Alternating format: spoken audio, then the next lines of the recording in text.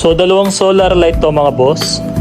Itong solar light na to, ito yung kanyang solar panel, itong malaki. Tapos ito meron siyang remote, baterya, tsaka yung mga bolts. Kasi meron siyang bracket dito. Tapos ito naman mga boss, ito naman yung solar light, ito naman yung solar panel na kasama niya. So ito yung remote niya. Tapos meron siyang mga kasamang bolts dito at saka libreng battery. Tapos may libre pa siyang keychain, ang ganda. Yan. Tapos mga boss, ito naman is yung fan. So meron na akong fan na ganito mga boss, pakita ko sa inyo. Ito yon mga boss, yung fan na in-unbox ko kanina dun sa video. Tapos ito siya, yan, dito sinasaksak yung dalawang ilaw, mapapansin nyo dun sa unboxing. Tapos pwede ka mag-charge. Tapos dito mo siya i-charge gamit yung solar panel. Pero ngayon mga boss is meron siyang pinaka-charger. Tapos pwede mo siyang isaksak sa mismong saksakan, ayun, sa baba. Tapos kapag iwan mo siya mga boss, dalawa yung kanyang pwedeng speed, 1.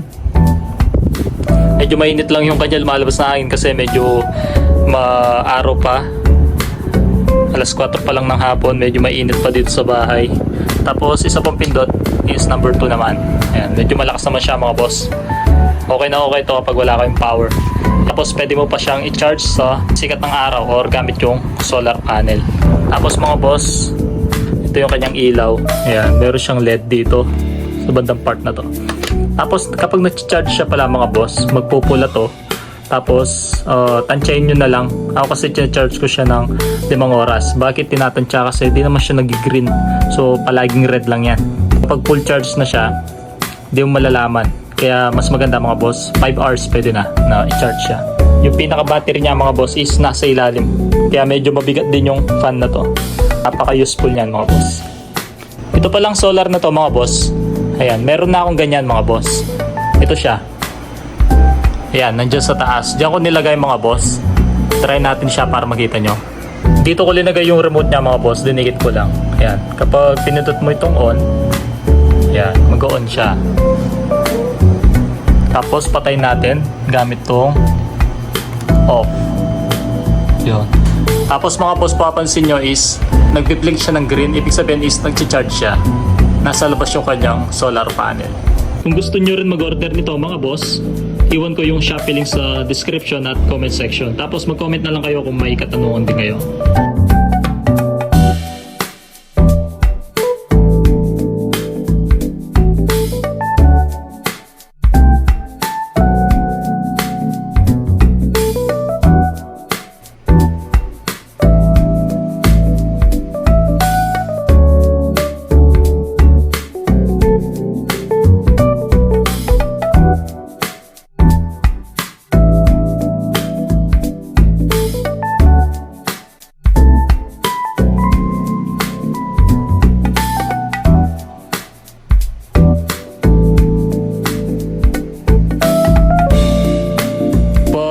Iangat nyo siya, tingala, ayan, ilock nyo lang siya dito, ayan, para hindi na siya yumuko.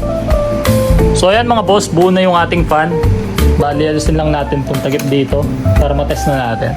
Click lang natin to ng once para number 1. Ayan. So, umiikot siya mga boss, no? Or nagsusway yung kanyang pinakaulo. Okay, pwede natin siyang steady. Itaas lang natin to.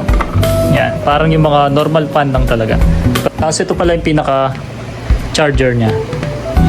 Tapos number 2. Tapos yung kanya LED. Okay. Tapos itry natin tong ilaw na nandito. Kung gumagana. Ito mga boss, magagamit nyo rin as emergency light. So mahaba din yung cord nito. Tapos isaksak lang natin dito. Tapos para umilaw to mga boss, i-click lang natin yung LED out dito. Yun. Diba? Liwanag. Ito yung on-off niya.